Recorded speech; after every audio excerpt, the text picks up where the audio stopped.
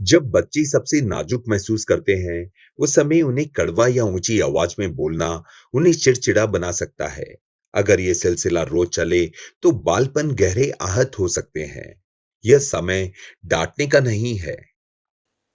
माता पिता की हर गतिविधि को बच्चे गौर से देखते हैं और सीख लेते हैं।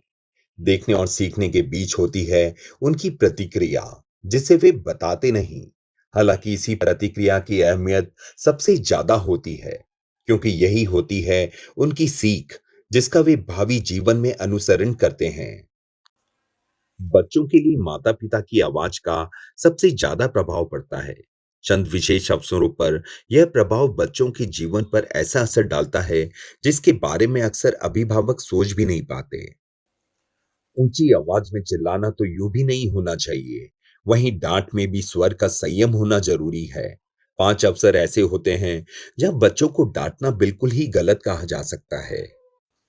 सुबह उठते ही डांट फटकार लगाना। सुबह नींद से उठते ही बच्चा जो पहली आवाज सुनता है, उससे उसके पूरे दिन का तालमेल बन जाता है। अगर आप उसे चिल्लाते हुए उठाते हैं, तो वो दिन भर चिड़चिड़ा महसूस करेगा। अगर रोज ऐसा ही होता है, तो बच्चे का मिजाज भी कड़वा हो जाएगा। सोचिए, आप खुद शांति से उठकर खिड़की दरवाजे खोलकर चिड़ियों की आवाज सुनना चाहते हैं, तो बच्चों के लिए कर्कश ध्वनि क्यों रखते हैं? स्कूल जाते समय कड़वे बोल। स्कूल जाने से बच्चे का दिन शुरू होता है। उसे अच्छे और मीठे बोलों से शुरू होना चाहिए। बीते कल का कोई आरोप लगाते या कोई सीख याद दिलाते हुए डांटना और फिर स्कूल भेजना उसको उदास कर सकता है। ध्यान रहे, आप दफ्तर या कहीं बाहर जाते समय मुस्कान लेकर घर से निकलना चाहते हैं, तो वही बात बच्चे के लिए भी याद रखें। स्कूल से लौटते ही उलाहने देना।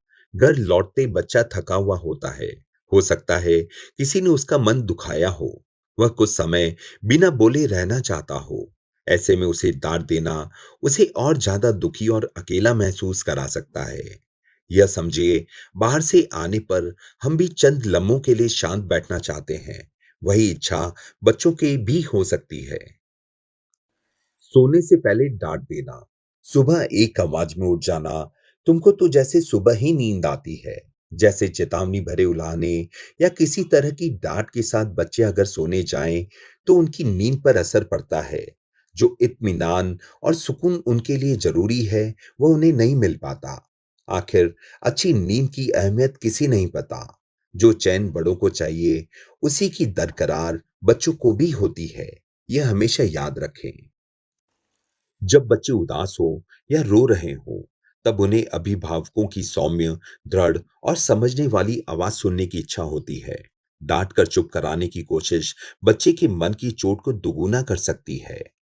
जब किसी घटना से मन आहत होता है, तब उसे किसी बात से आराम मिले, तो सबको अच्छा लगता है।